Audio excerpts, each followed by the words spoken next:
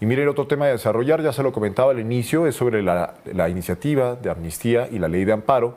Para analizar estos temas, esta noche me da mucho gusto saludar a Israel Zamora, senador de Morena, secretario de la Comisión de Relaciones Exteriores, América del Norte e integrante de la Comisión de Justicia. Muy buenas noches, senador, ¿cómo estás? Gracias, Braulio. Muy bien, gracias por la invitación. Muy contento de estar aquí. Qué bueno que nos acompañas, porque algo de lo que platicábamos es que me interesa mucho platicar contigo para que nos cuentes qué es lo que sí dice esta reforma. Bueno, hablando específicamente sobre la que reforma la ley de amparo.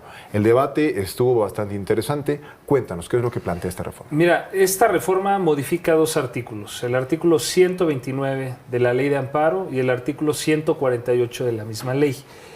El artículo 129, hace algunos años, sufrió una reforma que establecía que no se iba a poder otorgar la suspensión en general en ciertos casos. Tal vez tendríamos que ir la suspensión, pero la suspensión es una figura que en tanto el juicio de amparo que se promueve por una persona que considera que el acto de una autoridad violenta sus derechos humanos, lleva meses en resolver. Puede ser 6 meses, puede ser 1 año. Hay casos muy complejos que se podrían ir a más tiempo en resolverse.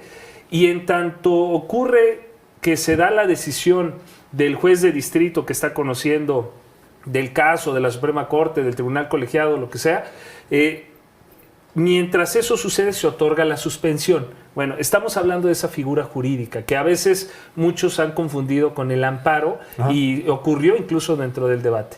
Entendiendo esto, dice ese artículo 129, la suspensión no va a proceder cuando el acto que la autoridad está tratando de evitar sea, por ejemplo, en un antro de vicio, ¿no? Okay. O sea, que la persona, imagínate, se dedica a la venta de narcóticos y entonces la autoridad le impide que lo haga y él va y se ampara. Pues por supuesto que no va a proceder ahí la suspensión. Y describe 13 casos similares al que te estoy comentando. Que se impida la implementación de acciones en una pandemia, por ejemplo. Okay. Esa es otra. Son cosas muy razonables. Y el problema es que al final, a pesar de que comenzaba el artículo diciéndote, en esto no puedes otorgar la suspensión, al final decía, bueno, pero si el juez considera en el caso concreto que se violentaría más el interés social, sí la puede conceder. Entonces era absurdo ese último párrafo del artículo 129. Entonces lo primero que estamos haciendo es eliminar esa parte, que ya no exista, la posibilidad de otorgar suspensión. Perdón que te interrumpa, pero lo que nos dices y lo que entiendo de esta última parte de este artículo 129 así es dejar a discrecionalidad de los jueces que se otorgue o no la suspensión. Así hasta ahorita. Hasta ahorita. Lo que nosotros queremos es que ningún juez pueda otorgar la suspensión en el caso del lenocinio, que es otro caso que se da, por ejemplo. O que se le impida al Estado mexicano el goce directo de los bienes que son de su propiedad. Okay. Hablemos hidrocarburos, por ejemplo. Entonces lo que queremos es que ya no haya esa discrecionalidad, porque aparte estaba dentro de una excepción, ¿no? Es importantísimo decirle a las personas que si ellos promueven un amparo por cualquier otro acto que no sea estos que he mencionado, la suspensión se les va a seguir otorgando. Okay. No se les afecta ningún, salvo que se dediquen al lenocinio, pues por supuesto que sí se van a ver afectados. Es lo que yo decía. ¿Quién va a querer defender eso? Nadie. Entonces, esa es una parte. Ese es el primer artículo que modificamos. La otra parte es donde entró todavía mayor controversia porque se vuelve más técnica. Es el artículo 148, okay, en donde ahí ya no borramos un párrafo, sino que agregamos un párrafo. Ese párrafo lo que queremos que diga es que tratándose de cuando alguien demande la aplicación de una norma general que considera que le violenta sus derechos humanos, el juez no pueda otorgar, o la autoridad que conozca del amparo no pueda otorgar la suspensión general, okay, que tenga efecto para todas las personas. Entonces lo que decimos es solamente el que presente el amparo y que diga esta norma me afecta, el juez solo va a poder aplicar la suspensión para él, para efectos para él. Porque recordemos que se basa en un principio de relatividad. El propio amparo, la figura en México, contempla que solo se ampara la persona a la que presentó el amparo. Ese es en términos generales, hay excepciones. Y entonces Lo que decimos es que se debe de mantener así, que la suspensión no tenga efectos a todas las personas, sino solo a la persona que presentó el amparo, al quejoso. ¿Qué pasa? Hay una contradicción, porque puede ser que en el amparo, al resolver, la suspensión, cuando uno presenta un amparo, le decimos que se va por cuerdas separadas. Okay. Una, el análisis de fondo, la constitucionalidad, que repito puede llevar mucho tiempo, sí. Y otra que es la suspensión, que esa de entrada en 24 horas el juez debe de otorgar o no la provisional y después entrar al análisis de si mantiene la que dio provisional como definitiva. Y en lo que eso sucede, el tema es que puede ser actualmente que te otorguen una suspensión para que afecte a todas las personas. Y en el amparo, cuando concede el amparo, dice, pues los efectos solo son para el quejoso, okay, para la persona en individual que presentó el amparo. Es otra cosa que es absurdo que existe esa figura, y además se utilizó ya, porque hay que llevarlo al terreno político, porque no solo es una cuestión jurídica. Claro. ¿Dónde está el tema político? Que muchos jueces, utilizando estas dos figuras que yo he mencionado, suspendían la entrada en vigor de una norma que había sido creada por senadores, por diputados en su mayoría, porque si no hubiera mayoría, ¿qué crees? No se podría implementar esa ley. Entonces, esos diputados y esos senadores representan a millones de mexicanas y mexicanos que votaron por ellos para que estuvieran en el Congreso y lo representaran. Pues algunos jueces, un juez, podía pararle y quitarle los efectos a una norma así.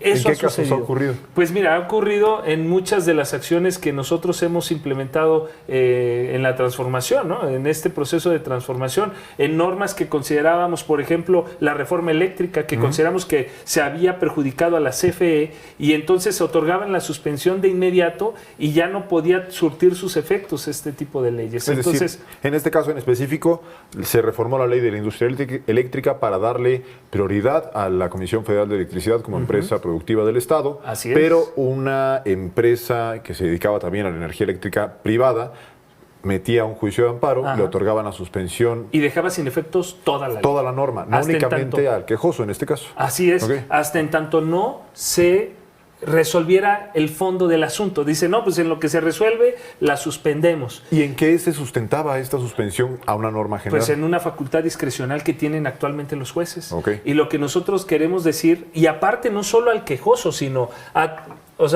no puedo decir nombres, pero imagínate que una empresa que tenía intereses en materia eléctrica la presentaba y decían, bueno, la suspendemos, pero no nada más para ti, sino para todas esas compañías que compiten contra CFE.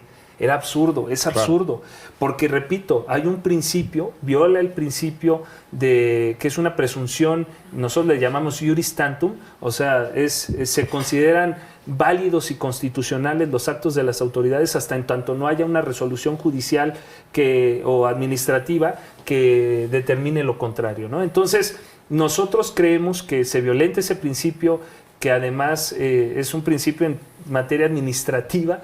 Entonces creemos que es ilegal que esté ahí, es absurdo que esté ahí, y se ha utilizado por los conservadores, así lo vemos nosotros, como una herramienta. Como no lo pueden lograr con la mayoría porque la gente no votó por ellos, utilizan a un juez o a dos jueces para un caso suspender y llevar a una suspensión que impide la aplicación de normas que nosotros consideramos beneficia. Incluso hay jueces que son reincidentes en este tipo de resoluciones. Nos queda poco menos de un minuto. Cuéntanos un poquito sobre la reforma de la ley de amnistía que también aprobaron hoy en comisiones. Sí, estamos reformando el artículo 9 de la ley de amnistía, y lo que estamos buscando ahí es que el Ejecutivo Federal pueda otorgar de manera directa la amnistía a una persona que brinde información comprobable para resolver un asunto relevante para el Estado mexicano.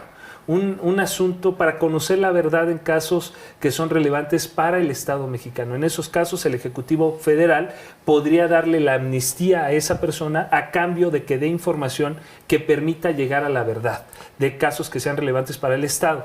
¿Podría ser, por decir algo, en el caso de Ayotzinapa?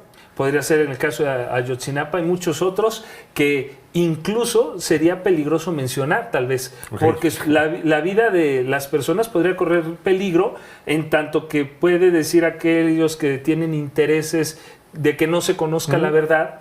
Y creo que por eso no es muy conveniente a veces mencionarlos, porque te lo digo porque algunos senadores en la discusión decían, denos el nombre de las personas. No, pues claro, imagínate, los pones en una situación de riesgo muy grave. Claro. Lo que busca esta reforma es que personas que puedan aportar elementos para llegar a la verdad de un caso puedan hacerlo. ¿A cambio de qué? A cambio de que las acciones penales que estén en contra de ellos, en caso de que todavía no se ha emitido una sentencia, queden extintas, se extingan esas acciones, o bien que si ya están purgando una pena porque ya hubo una sentencia, queden libres. Excelente, senador. Pues le agradezco mucho por su tiempo y me gustaría dejar abierta la comunicación porque, por supuesto, mencionarle a la audiencia, esto se apruebe en comisiones, falta que pase al Pleno y que se apruebe o no. Entonces, claro, dejar abierta la comunicación para hablar más Por adelante. supuesto, Braulio. Yo te agradezco mucho. Es un gusto siempre estar aquí. Gracias por acompañarnos.